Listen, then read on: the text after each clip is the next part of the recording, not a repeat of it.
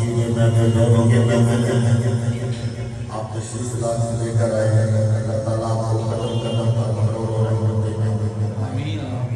سامعین کرام، ارباب محبت،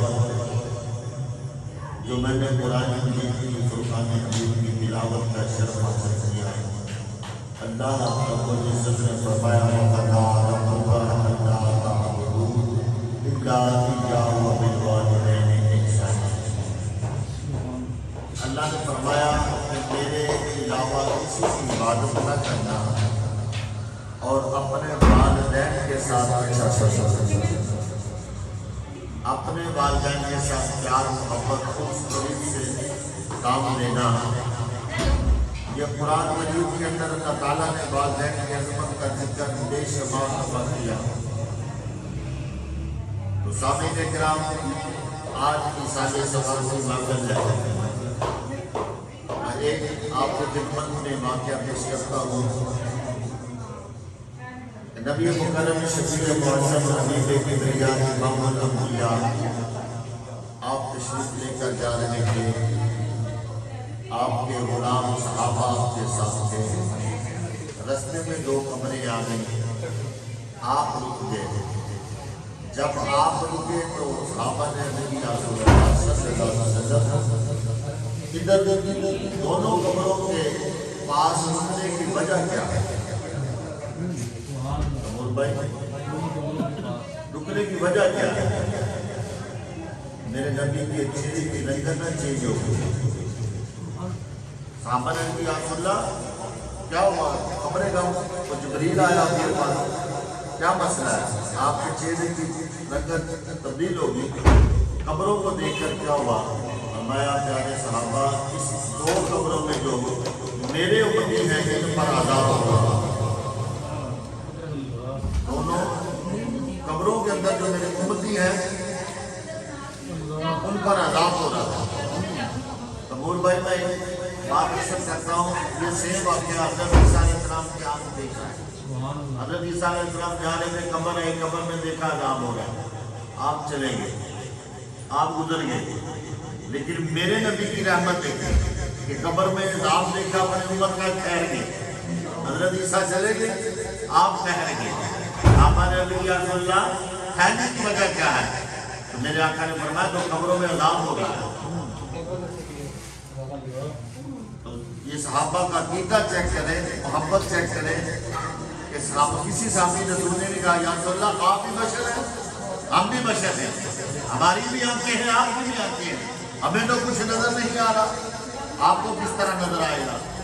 یہ نبی کی شان ہے۔ صحابہ کو پتا تھا کہ نبی وہ جانتا ہے جو ہم نہیں جانتے۔ نبی بیٹھا فرش پہ ہو، باتیں عرصوں کی کرتا ہے۔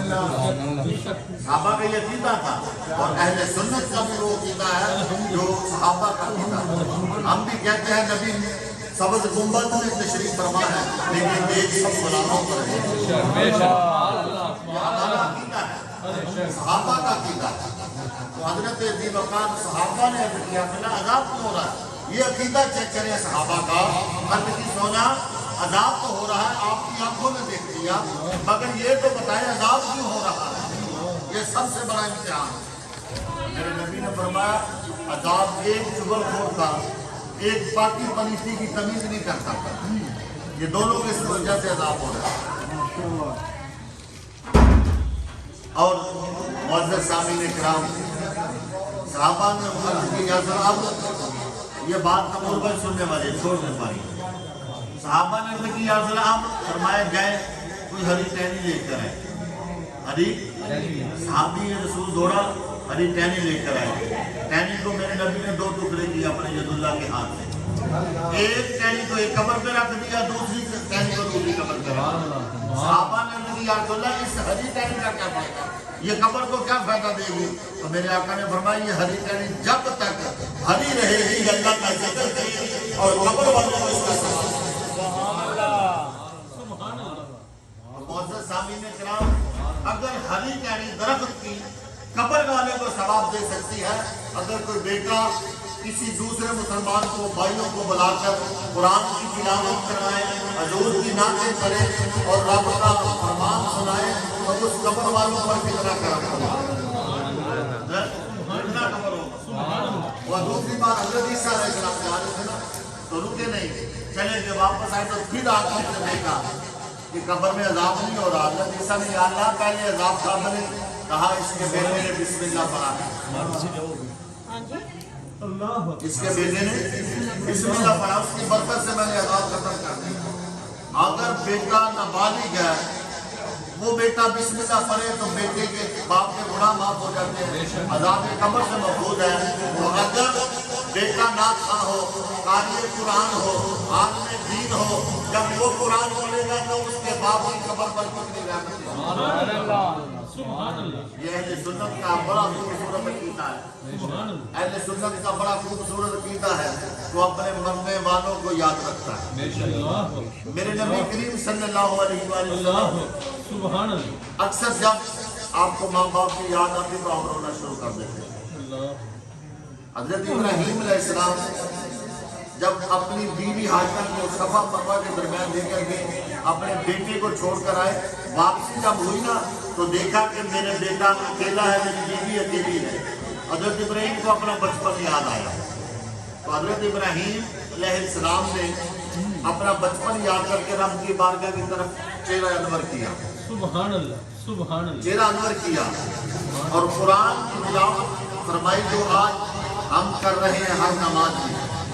حضرت ابراہیم نے ہاتھ اٹھائے اور کہا رب اجعلنی مقیم الصلاۃ ومن ذریتی ربنا وتقبل دعا ربنا اغفر لی ولی حضرت ابراہیم نے جب یہ فرمایا عرض کی یا اللہ ربنا اغفر لی، میں تو سے چاہتا ہوں، لیکن ہمارا اہل سنت کا عقیدہ ہے، واضح قرآن میں ہے کہ نبی معصوم ہے، گناہ سے پاک ہے، لیکن انبیاء کی آج بھی دیکھیں کہ اللہ کا پیارا محبوب، اللہ کا پیارا خلیل کہہ رہا ہے ربنا اغفر لی، یا اللہ میری بخش فرما، ربنا اغفر لی والی دیگا، یا اللہ میرے والدین کی بخش۔ پتہ چلا آج بھائی ہمارے جو اپنے والد محترم کے لیے سارے ثواب کی محفل چلائے بیٹھے ہیں، یہ عام سنیوں کا کام نہیں، یہ انبیاء کرام کی سنت ہے، یہ انبیاء کرام کی سنت ہے۔ تو آج کے قریبی محمد فرمانے میں یار او محبت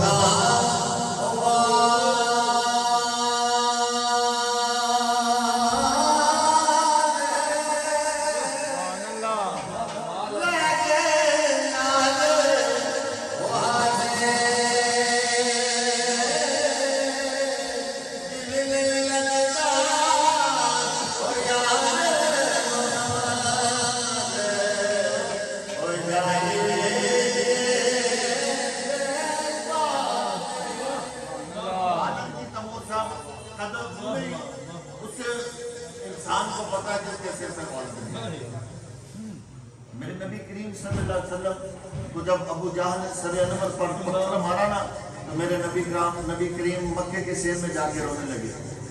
حضرت امیر حمزہ آئے حضور کے چچا کا، کہا کیوں رو رہے ہیں؟ تو آپ کی بہن نے بتایا، حضرت امیر حمزہ کی بہن نے بتایا کہ حضور کو ابو جہل نے مارا ہے، اس وجہ سے رو رہے ہیں۔ آؤ مسلمان میرے نبی کریم صلی اللہ علیہ وسلم میرے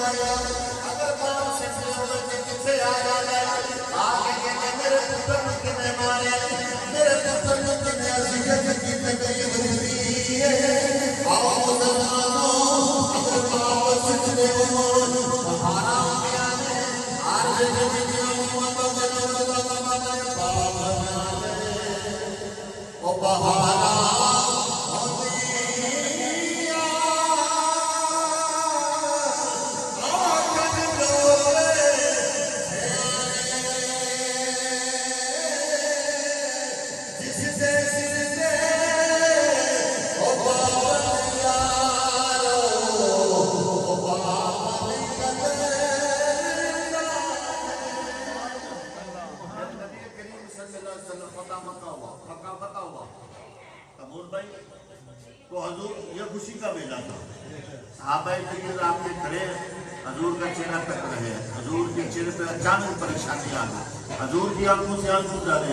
صحابہ نے کی لجبار مکہ فتح ہو گیا.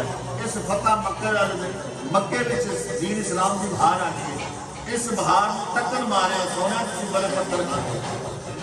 لوکاں پانو بڑی بڑی عزیت دیتی قبلہ. لوکاں پانو جادو کرا کیا. لوکاں کی یقین مانگیا. سونا نے عزت اللہ نے عطا فرمائی ہے. ہر بات اسلام کا کرسی دو کہ میرے نبی نے جملہ قبلہ فرمایا. میرے نبی نے فرمایا صحابہ اگر کاش میرا باپ عبداللہ ہوتا آج دیکھتا ہوں یہ محمد کو اللہ نے کتنی اشانہ عطا فرمائی ہے. میرے پیارے مسلمان بھائیوں باپ کے ساتھ پیار کریں والدین کے ساتھ پیار کریں. یہ ہماری بہار ہے. نبی کریم صلی اللہ علیہ وسلم نے فرمایا اگر کوئی بندہ چاہتا کہ رب اس پر راضی ہو تو وہ اسے چاہیے کہ وہ اپنے باپ کو راضی کرے. جس کا باپ ناراض ہوا اس کا رب ناراض